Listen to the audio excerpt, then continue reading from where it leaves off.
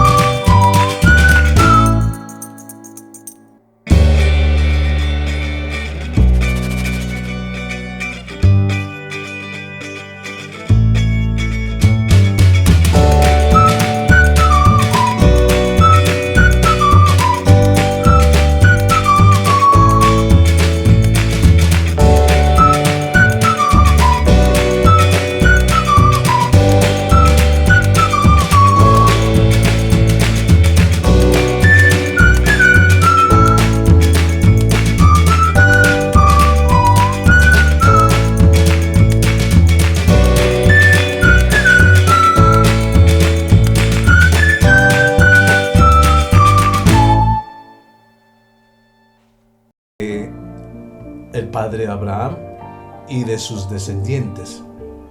Sus descendientes, oigan bien, especialmente aquel descendiente a través del cual todas las naciones de la tierra son benditas. Este es el Señor Jesucristo, el Mesías. Una vez que hemos entendido estos dos primeros propósitos, el tercero y el cuarto son más obvios.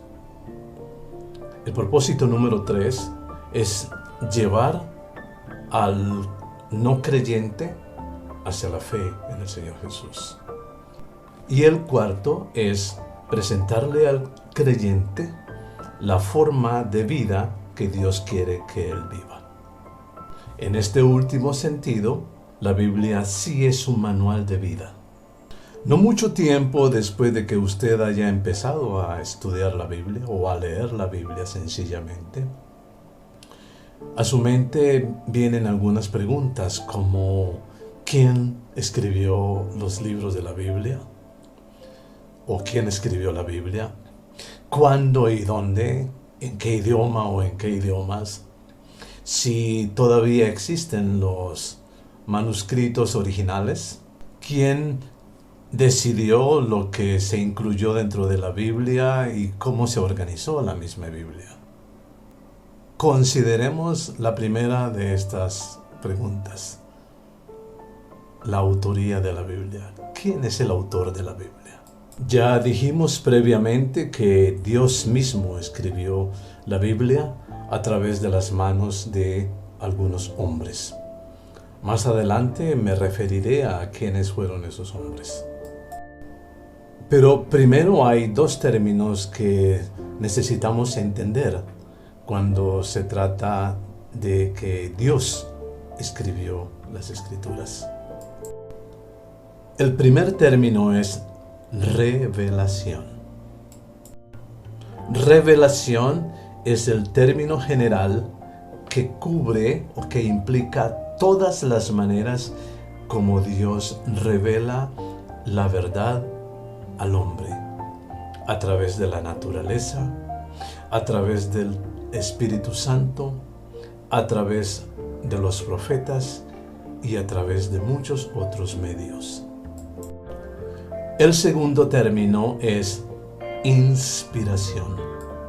Este término se refiere a lo que los teólogos denominan revelación especial. La Biblia es la revelación especial de Dios. Tiene un comienzo y tiene un final. A lo largo de un periodo de casi 1600 años, Dios movió a algunos hombres para escribir estos libros. O mejor, Dios hizo que algunos hombres escribieran estos libros que hoy se conocen como la Biblia. Pero cuando las últimas palabras fueron escritas en el libro que se llama el libro de la revelación o Apocalipsis, la revelación especial se completó. Así que la revelación especial o esa clase de inspiración ya no está ocurriendo. Ya fue cerrada. Después de haber establecido que Dios escribió los libros de la Biblia, también tenemos que decir que hombres de carne y hueso, fueron los que escribieron estos libros bajo la guianza de Dios. Estos hombres fueron reyes, pescadores, pastores, generales de ejércitos en la tierra, sacerdotes, un recolector de higos, un médico y un publicano. Todos estos fueron hombres de carne y hueso, como usted y como yo. Ahora hablemos del origen de la Biblia. Esto se relaciona con quienes decidieron los escritos que se habrían de incluir en la Biblia y cuándo y cómo se tomaron esas decisiones. El Antiguo Testamento se recopiló oficialmente por allá en el año 100 después del Señor Jesucristo, en el Consejo de Yamnia. Se escribe Jamnia, aunque este ya había estado en uso por casi 300 o 400 años. Los libros del Antiguo Testamento fueron incluidos en la Biblia con base en la confiabilidad de sus autores humanos, de acuerdo con su reputación como profetas o como escribas. La mayoría de estos libros fueron escritos en hebreo. Los libros del Nuevo Testamento, la mayoría de los cuales se escribieron en griego, se seleccionaron y se recopilaron en el año 692 después del Señor Jesucristo, en el Consejo de Trulan. Se escribe Trullan. A la norma mediante la cual se escogieron estos libros se le conoce como el nombre de canonización o canon.